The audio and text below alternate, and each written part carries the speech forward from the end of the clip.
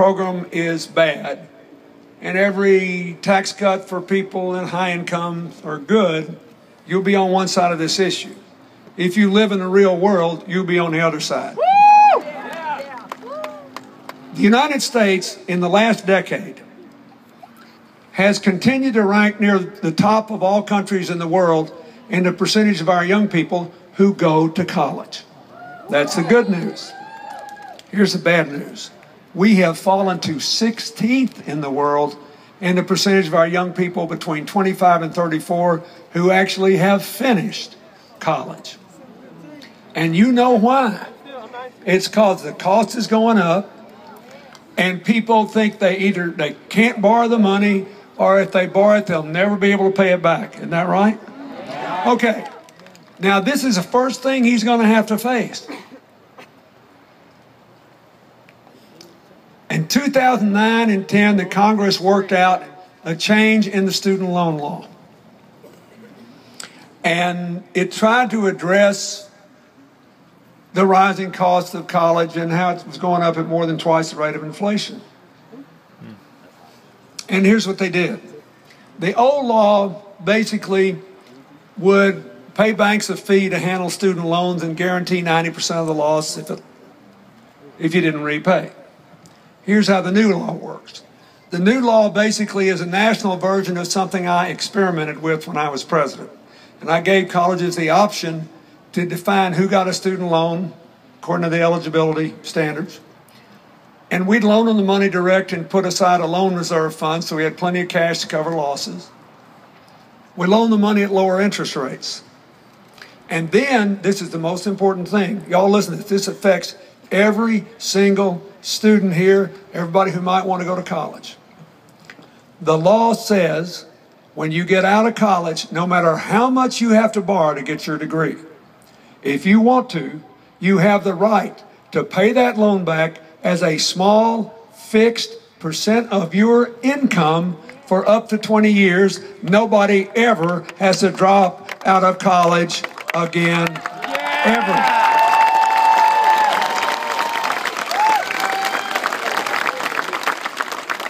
It's a huge deal. And believe it or not, the new system over 10 years saves you, the taxpayers, $60 billion. And so the Congress in 2009 and 10 uses the $60 billion over 10 years to raise the Pell Grants every year to keep up with inflation and to guarantee the tax credits that go to middle-class families as a deduction for tuition. It is the most important, almost completely unknown change that has been made in the last 4 years. It can revolutionize higher education in America and mean nobody has to drop out. And something else it does, if you get out of Lamar, and let's say you want to go be a school teacher in South Texas in some poor district with a very small tax base and low salaries, and you couldn't have done it before because you couldn't make your loan payment. You can now because how much you have to pay will be determined by how much you earn, not the other way around.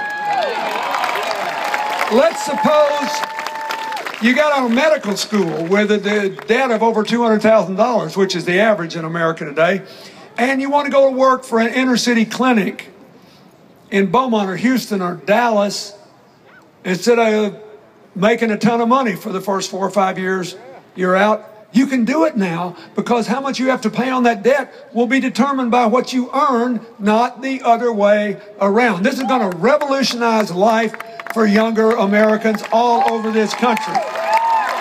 And so why am I telling you this? First of all, because a lot of you didn't know about it, which is crazy. That's our fault. Secondly, because unbelievably enough, one of the main points of the Tea Party Congress and their nominee for president and his opponent is to repeal this, give the $60 billion back to the bank, raise the cost of the student loans, make them harder to repay, not guarantee the increase in the Pell Grants, and not guarantee the 10-year life of the tax credit. That is ideology over evidence. That is you're on your own versus we're all in this together. That alone on this field this night at Lamar University ought to be enough to convince you that you need to send Nick Lampson back to Congress where he belongs.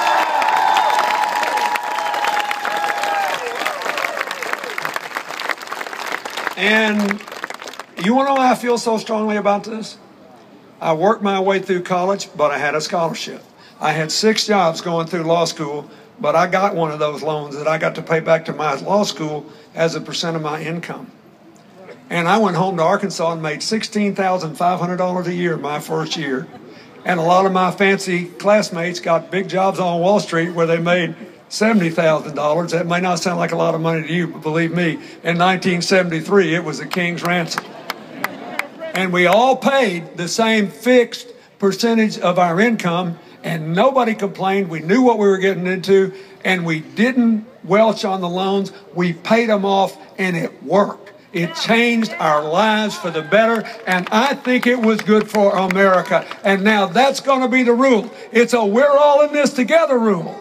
And it's going to help America. And it's going to help families all over this country. Just one other example. Another thing they want to do that was in Mr. Ron's budget, that's part of their privatizing Social Security and voucherizing Medicare, is to cut the Medicaid program by 25 to 33% and send it to Texas and say it's your problem now. Now, let me tell you what, I honestly don't believe that Mr. Ron and Governor Ron, I can't believe they knew what they were doing when they said they were going to do this. Because here's what it does. They think, oh, Medicare, that's just a program for those poor kids. Yeah, but they're not all African American and Latino or Asian or immigrants from the Middle East. A lot of them are just the children of hardworking people who've fallen on tough times. They are all our children. We don't want them to be healthy. I think we do. But that's only 39% of the money. You know where the rest of it goes? To people on Medicare who have spent down their incomes and they're living in nursing homes, and it's paid for by Medicaid. And I bet you there are families represented in this audience tonight who know that. What are you going to do if they cut your grandmother's nursing home payments by 33%? Have you got the money to write a check? Should I care? I do. Excuse me, I don't need another tax cut. I'd rather help your grandmother stay in a nursing home. And I'll give you one other example that nearly no American knows unless you have someone in your family, a child with autism, a child with cerebral palsy, a child with muscular dystrophy, someone with a developmental disability. Middle-class families, sometimes upper-middle-class families who have children that are a blessing from God but cost more to take care of. They too get help from the Medicaid program. You don't have to be poor if you have a disabled kid, because everyone knows that it costs more, and if you don't get help, you're going to be poor. That's right. Do you really want to take the families of every kid with an autistic condition in this whole country and cut the support we're giving them by 25 or 33%? You see all these kids with cerebral palsy, it's amazing what they're doing. 30 years ago, they would have been left alone in dark closets. And they're learning and they're growing and they're communicating, and some of them are talking on computers to you with sound boxes, and it's just amazing. You really want to tell their families, I'm really sorry, but I got to give Bill Clinton a tax cut, so you got to eat a 33% cut. Do we want to do that? I don't think so.